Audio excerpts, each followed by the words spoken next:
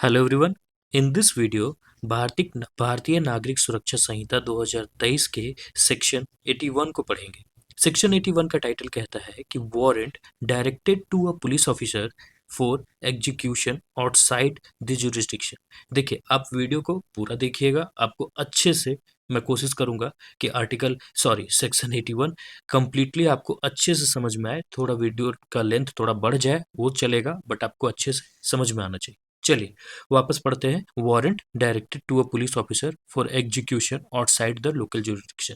It means कि suppose करिए कि जैसे कि हम रहने वाले हजारीबाग का और ये झारखंड में पड़ता है, तो यहाँ का जो कोर्ट है, लेट्स से कि कोई कोर्ट है, कोई सेशन कोर्ट है, ठीक है, ये एक वारंट इशू करता है। ओके।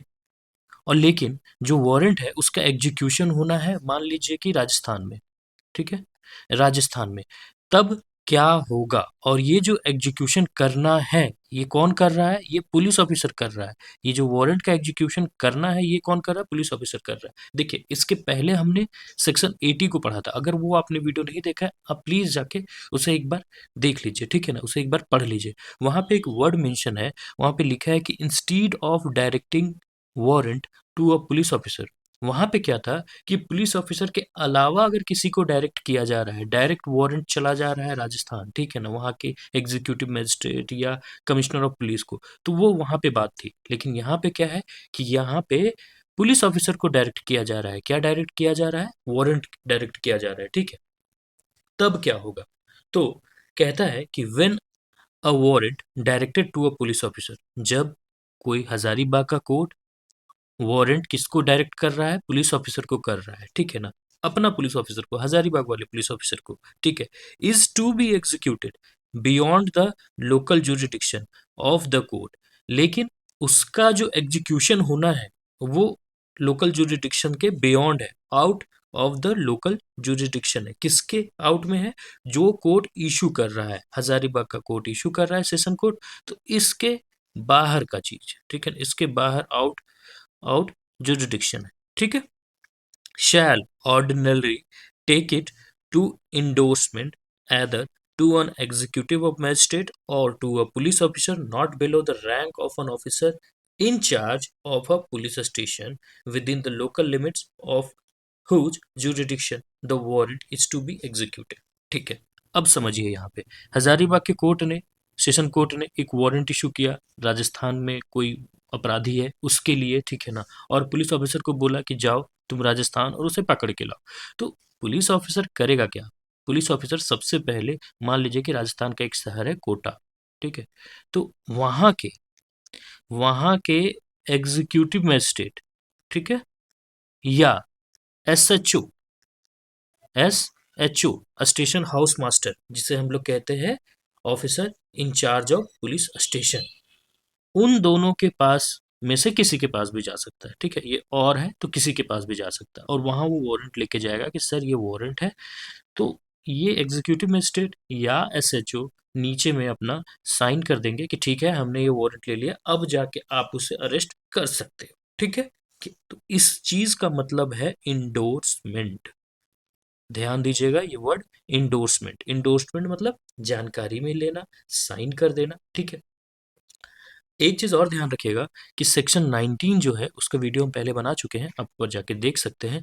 वो अथॉरिटी तो देता है कि आप ऑल ओवर इंडिया में आप जाके अरेस्ट कर सकते हैं, लेकिन कैसे अरेस्ट करना है ये आपको सेक्शन 80 बताता है, राइट, ठीक है।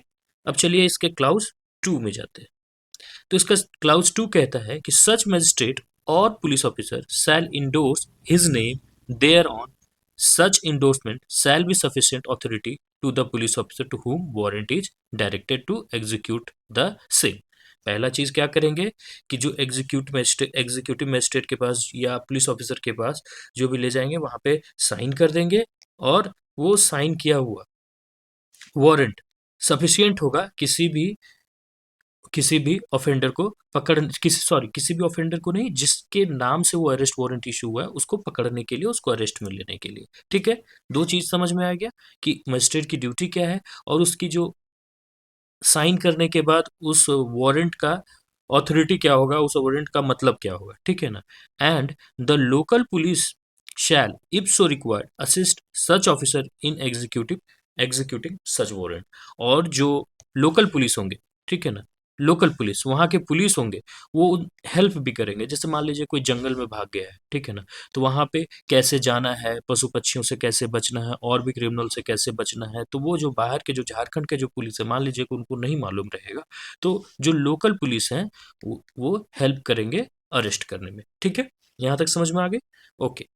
अब क्लाउज 3 कहता है कि when there is a reason to believe that delay occasioned by the obtaining the endorsement of the magistrate or police officer within whose local jurisdiction the warrant is to be executed। अब यहाँ क्या कहता है कि suppose करिए कि endorsement नहीं लेता है, ठीक है ना।